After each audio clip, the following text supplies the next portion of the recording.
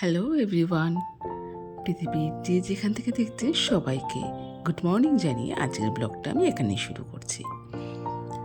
দিনের শুরুই আমাদের করলাম চা দিয়ে, যেটা সবাই করে। কেউ দুধ চা, কেউ লিকার চা, আমিও লিকার চা দিয়ে শুরু করি, তবে আর কোনো কোনো দিন দুধ চা দিয়ে শুরু হয়। সকালের চা কমপ্লিট করে নিলাম টিফিনে আমার হয় দু রকম তরকারি, কারণ ছেলে আলু ভাজা ভালোবাসে আর তার বাবা ভালোবাসে সবজি। যাই দু রকম তরকারি করে সবজি করে নিলাম, আর এর ফাঁকে একটু অয়েল গরম করে চুলে দিয়ে দিলাম। আজকে শনিবার, তাই হবে নিরামিষ রান্না। ছেলের আবদার বড়ি দিয়ে আলুর ঝোল, কারণ গত সপ্তাহে খাওয়া হয়েছে ধোকা, তার আগের সপ্তাহে পনির। এক জিনিস ওরা আবার ভালো লাগে না, তাই জন্য করে নিলাম আলু বড়ির ঝোল। আর করলাম ডাল, অরহর ডাল, আর তার সাথে নিম পাতা আলু ভাজা।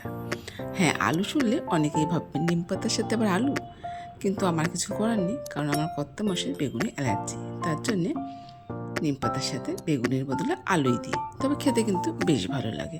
আলু ভাজার গন্ধ, নিম পাতার গন্ধ মিশে কিন্তু গন্ধটা ভালোই বের হয়। তার জন্য আলু একটু কুচি করে নিয়ে নিয়েছি, নিম পাতাগুলো একদমই কচি। যাই হোক, আর এদিকে আলু বড়ি ঝোলটাও আমি করে নিচ্ছি। সমস্ত রান্না আমার হয়ে যাওয়ার পরে স্নান কমপ্লিট করে চলে আসলাম পুজো দিতে।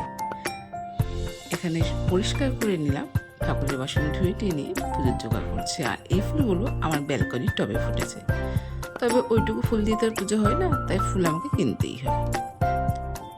তাই ফুল কিনে নিয়ে আসি, আর তার সাথে যেটুকু ফুল ফোটে তাই দিয়ে আমি ঠাকুরের সেবা দিই। আর এদিকে চন্দন বেটে নিয়েছি আর কেটে নিয়েছি ফল।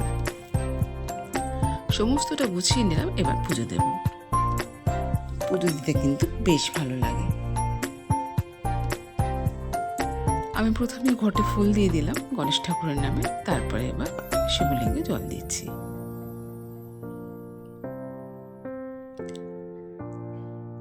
তো এইভাবে আমি পুজোটা কমপ্লিট করে নেব।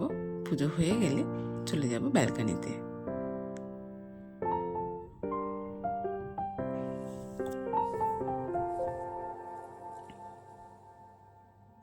ব্যালকনিতে যাব, কারণ ব্যালকনিতে বৃন্দা দেবীকে জল দিতে যাব।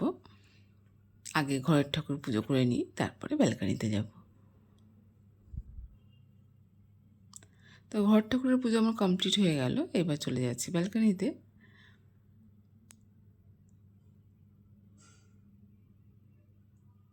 এখানে জল দিয়ে ঘরে এসে প্রসাদ এবার আমি নামিয়ে নেব।